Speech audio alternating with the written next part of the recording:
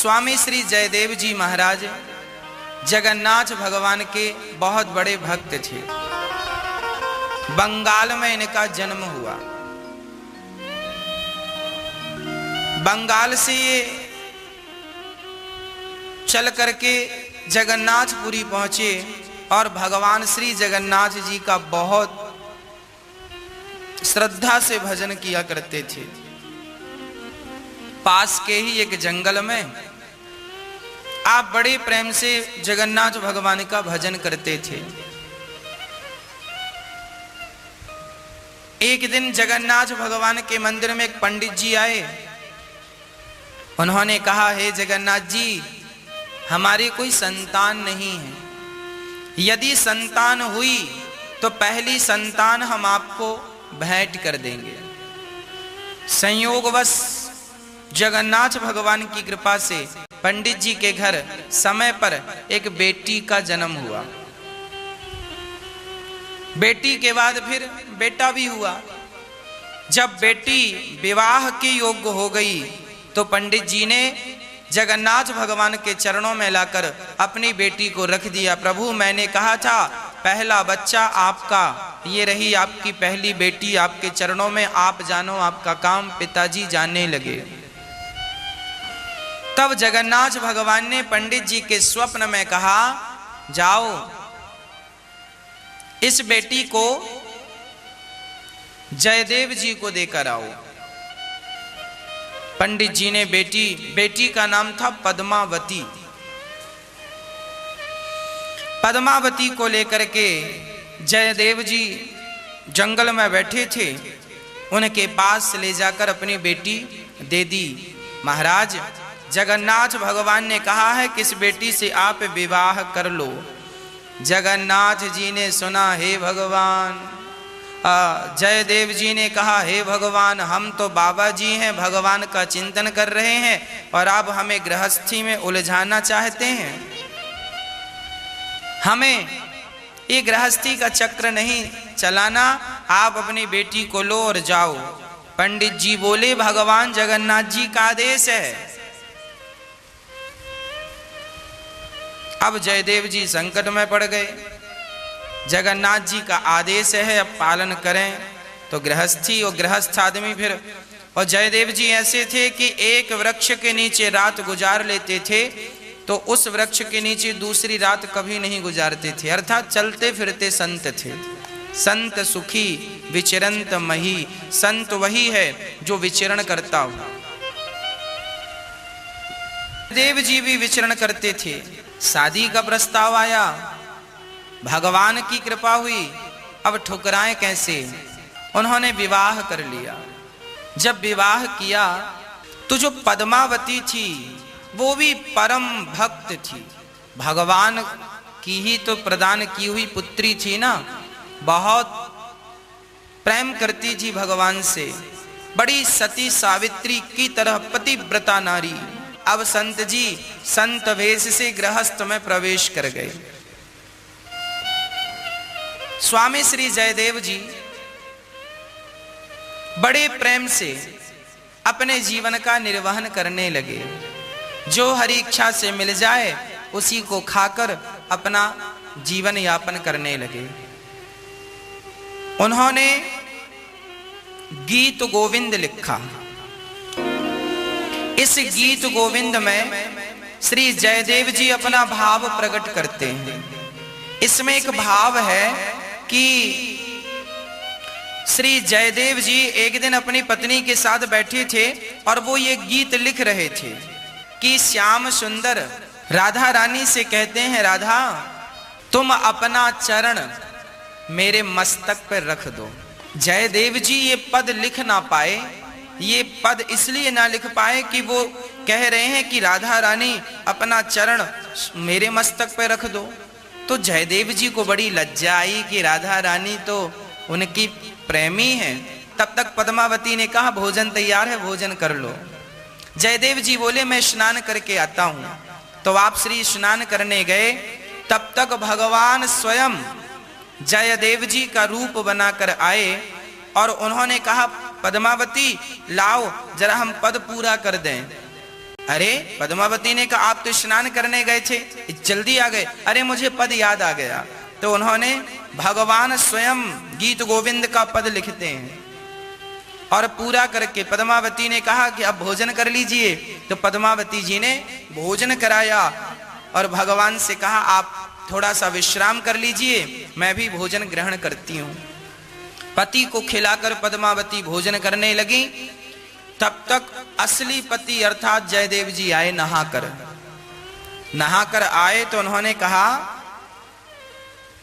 अरे देवी, आज हमें खिलाए बिना आप भोजन करने लगी।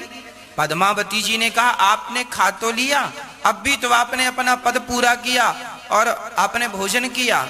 मैंने पद लिखा, मैं तो अभी नहा कर आ रहा हूं। देखा तो वो पद सचमुच पूरा था और अब समझ गए कि देवी तुम धन्य हो, आज तुम्हें भगवान का दर्शन हुआ। तो पद्मावती जो थाली में भोजन कर रही थी, आज पद्मावती का जूठन जयदेव जी ने ग्रहण किया कि तुम मेरे से ज्यादा भाग्यशाली हो कि तुम्हें भगवान ने दर्शन देकर कृतार्थ कर दिया। आज जयदेव जी अपनी पत्नी का और सम्मान करने लग गए कि मेरी पत्नी सचमुच भगवान कितनी प्रिय है कि भगवान ने इन्हें दर्शन देकर कृतार्थ किया। एक दिन की बात है, श्री जयदेव जी महाराज अपने किसी शिष्य के घर गए थे। शिष्य ने बुलाया और शिष्य से मिलकर जब जयदेव जी वापस आए तो परिणाम यह हुआ, शिष्य ने बहुत सारा धन दिया था। अब जयदेव जी धन लेकर आ रहे थे, रास्ते में चोर मिल गए। चार चोर मिले तो चार चोरों ने कहा बाबा जी पैसे दो। बाबा जी तो बड़े सरल थे। जयदेव जी ने कहा भैया ये रहा धन, आप ले लो। चोरों को लगा कि इसने धन दे दिया है, कहीं राजा से बतलाकर हमारा काम तमाम ना करवा दे। एक चोर ने कहा एक काम करो, इसे मार दो। जयदेव जी सुन रहे हैं, मार दो। एक चोर ने कहा मारने से फायदा नहीं है, एक काम करो इसके हाथ और पांव काट दो। चोरों ने सचमुच जयदेव जी के हाथ काट दिए दोनों और पांव काट दिए दोनों, और पास में एक कुआं था पुराना सा, उस कुएं में जयदेव जी को फेंक दिया। पर जयदेव जी धन्य हैं, भगवान के भक्त हैं। इतना कुछ होने पर भी वो प्रसन्न रहे और भगवान का निरंतर चिंतन करते रहे। और वो कहने लगे अच्छा जगन्नाथ जी, मैं आपका चिंतन करता हूं तो आपने मुझे भी अपने जैसी बना लिया। जयदेव जी सचमुच जगन्नाथ भगवान के ही अवतार थे, जगन्नाथ जैसे हो गए, जगन्नाथ भगवान जैसे। उसी समय वहां से लक्ष्मण सेन नाम का एक राजा निकलता है। उस राजा ने देखा कि इस कुएं से बड़ा प्रकाश आ रहा है। जाकर देखा तो स्वामी जयदेव जी पड़े थे। राजा ने निकलवाया और अपने राज्य में ले गया। महाराज बड़े तपस्वी हैं, उनके शरीर से प्रकाश निकल रहा है। राजा समझ गए कि ये कोई सामान्य नहीं, ये संत है। राजा ने कहा महाराज आपकी ये हालत कैसे हो गई? तो जयदेव जी ने कहा मैं तो सदा से ऐसा हूं। अब राजा बड़ा सम्मान किया और राजा ने कहा महाराज ये बताइए मैं क्या करूं कि मुझ पर भगवान की कृपा हो? जयदेव जी ने कहा राजन तुम संतों की खूब सेवा करो, इससे भगवान की बहुत बड़ी कृपा होगी। राजा ने खूब भंडारे खुलवाए और खूब बढ़िया चकाचक संतों की सेवा की। डिंडोरा पिटवाया, सभी संत आओ, सबको भरपूर दक्षिणा दी जाएगी। अच्छा वो चोर लोग जो थे ना, बढ़िया कपड़े पहने, तिलक विलक लगाया, कंठी और माला ली और राजा के द्वार पे आए। और जब राजा के द्वार पे आए तो चोरों की नजर पड़ी जयदेव जी बैठे हैं। अब चोर दंग रह गए, अब पिटाई पड़ेगी। जयदेव जी ने देखा अरे ये तो वही चोर हैं, बाबा बन के आए हैं। जयदेव जी ने कहा आओ महात्मा जी आओ। राजा से कहा ये बड़े संत हैं, इनको बिठाओ। राजा ने बड़ा स्वागत किया और खूब, अब वो चोर डर रहे हैं और जयदेव जी संत हैं। जयदेव जी के अंदर कोई बदले की भावना नहीं है। वो तो चोरों का सम्मान नहीं, संत रूप का सम्मान कर रहे हैं। चोर ही संत रूप में हो तो भी संत का तिरस्कार नहीं, रोटी तो देनी ही चाहिए।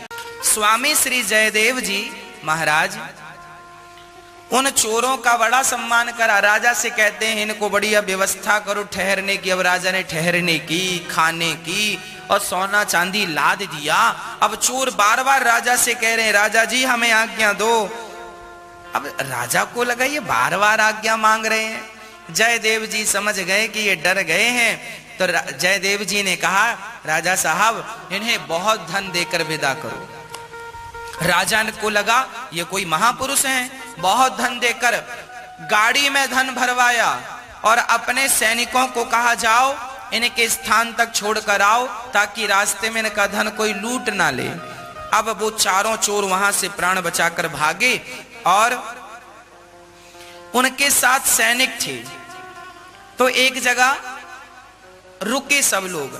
तो सैनिकों ने साधुओं से कहा, चोरों से कहा बाबा जी, संत जी, राजा जी के पास तो बहुत संत आते हैं पर जैसी सेवा आपकी उन्होंने की ऐसी आज तक किसी की नहीं की। और जयदेव जी बड़े संत हैं, उन्होंने तो आपका बड़ा सम्मान किया है, आपका क्या रिश्ता है जयदेव जी से?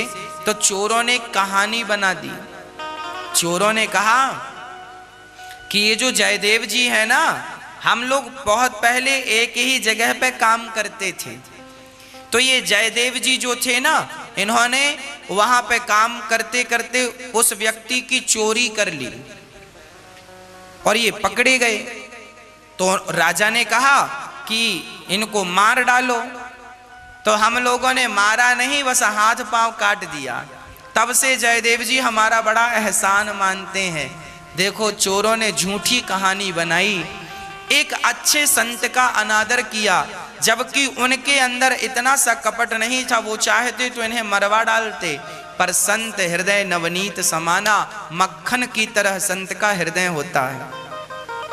भला वो क्यों मरवाते? जयदेव जी ने तो कोई जवाब नहीं दिया, परंतु इन्होंने जब झूठी कहानी बनाई तो इनके अपराध को पृथ्वी माता सहन ना कर पाई और पृथ्वी फट गई और वो चारों चोर पृथ्वी में समा गए, समाप्त हो गए। अब वो सैनिक भागते भागते आए, राजा साहब वो पृथ्वी फट गई और वो समा गए। तब राजा ने कहा महाराज वो कौन थे? तब जयदेव जी ने कहा महाराज वो चोर थे, उन्होंने मेरे ये हाथ पांव काटे हैं। मैं बताना नहीं चाहता पर फिर भी उन्होंने अपराध किया तो पृथ्वी फट गई और समा गए। जयदेव जी ने उनके लिए भगवान से प्रार्थना की, हे प्रभु आपने क्यों उन्हें मार डाला? उन्होंने जैसी हाथ जोड़ने का प्रयास किया, अपने आप स्वामी जयदेव जी के हाथ और पांव भगवान ने वापस कर दिए, उनके हाथ ज्यों की त्यों हो गए। इस कथा का अर्थ क्या निकला? अर्थ यही निकला कि कोई हम पर अत्याचार करे फिर भी हमें भगवान से ही प्रार्थना करनी चाहिए कि हे प्रभु उनका मंगल हो, उनका कल्याण हो। आप किसी का कुछ मत बिगाड़िए, आपका कोई कुछ नहीं बिगाड़ सकता।